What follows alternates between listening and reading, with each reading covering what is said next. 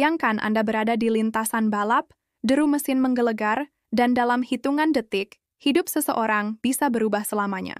Pada musim panas tahun 1949, hanya 4 tahun setelah dunia porak-poranda oleh Perang Dunia Kedua, sebuah sejarah baru dimulai. Kejuaraan MotoGP pertama resmi digelar oleh FIM, Federation International de Motosiklisme. Balapan perdana itu tidak terjadi di sirkuit modern seperti sekarang. Salah satu sirkuit legendaris adalah Isle of Man TT, jalur berliku dengan tebing curam dan jalanan desa sempit. Banyak pembalap kehilangan nyawa di sana.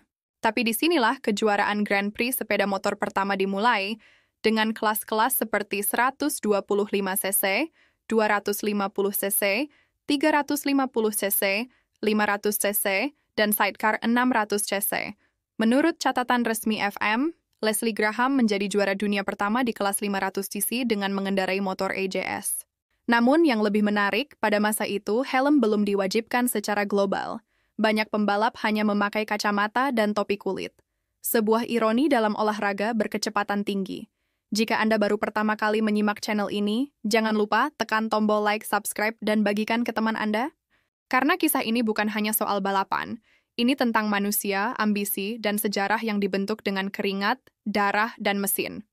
Di era tahun 50-an hingga awal 70-an, dominasi penuh berada di tangan Eropa, terutama Italia dengan MV Agusta yang menguasai hampir seluruh podium. Giacomo Agostini menjadi ikon pada era ini. Ia memenangkan lebih dari 15 gelar dunia dan menjadi legenda hidup MotoGP. Tetapi tahukah Anda bahwa Agostini dulunya hampir menjadi pebalap mobil Formula 1? Pilihan yang mengubah sejarah balap motor selamanya. Tahun 1959 menjadi penanda revolusi lain, Honda dari Jepang memasuki ajang Grand Prix. Ini bukan hanya soal keikutsertaan tim baru, melainkan awal dari dominasi Asia. Honda, disusul oleh Yamaha dan Suzuki, memperkenalkan teknologi mesin dua tak yang lebih ringan dan lebih cepat. Dikutip dari arsip resmi Honda Racing Corporation, Tom Phillips dari Australia menjadi pembalap pertama yang membawa kemenangan bagi Honda di kelas 125cc pada tahun 1961. Sejak saat itu, kejuaraan mulai berubah wajah. Teknologi, riset, dan kecepatan menjadi senjata utama.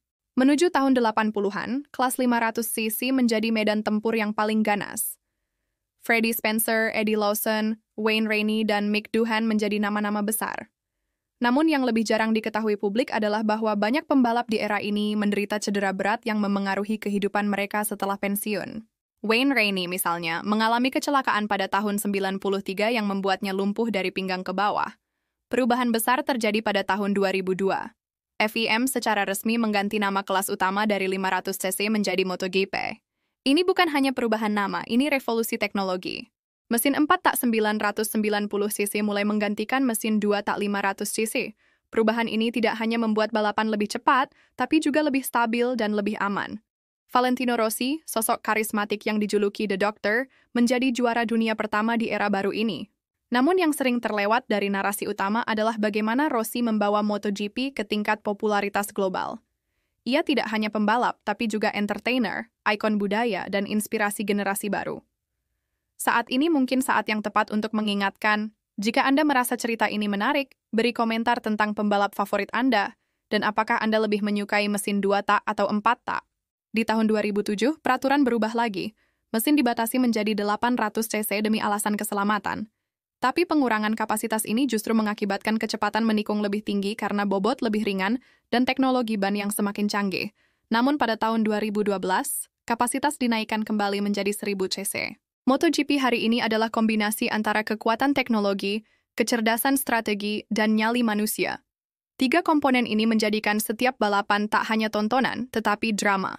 Dikutip dari MotoGP.com, pada tahun 2023, kejuaraan MotoGP mencetak sejarah dengan menggelar balapan Grand Prix ke-1000 sejak tahun 1949. Ini membuktikan bahwa MotoGP bukan sekedar olahraga, tapi warisan budaya global. Indonesia memiliki peran penting juga. Setelah absen selama lebih dari 2 dekade, tahun 2022 menandai kembalinya Indonesia ke kalender MotoGP lewat sirkuit Mandalika. Balapan ini tidak hanya memuaskan dahaga penggemar lokal, tapi juga mengangkat citra Indonesia sebagai destinasi balap internasional. Sepanjang sejarahnya, MotoGP telah menyaksikan lebih dari 3.000 balapan, ratusan juara, dan jutaan penggemar. Namun di balik kecepatan dan sorotan kamera, ada cerita tentang kegigihan, kehilangan, inovasi, dan keberanian. Inilah yang menjadikan MotoGP lebih dari sekedar balapan. Jika Anda ingin agar channel Kuak Fakta terus menghadirkan cerita sejarah paling mendalam dan faktual seperti ini, jangan lupa untuk klik tombol like, subscribe, dan bagikan video ini ke komunitas pecinta otomotif di sekitar Anda. Balapan mungkin selesai di garis finish, tetapi cerita-ceritanya terus hidup, menunggu untuk dikuak kembali oleh mereka yang ingin tahu lebih dalam.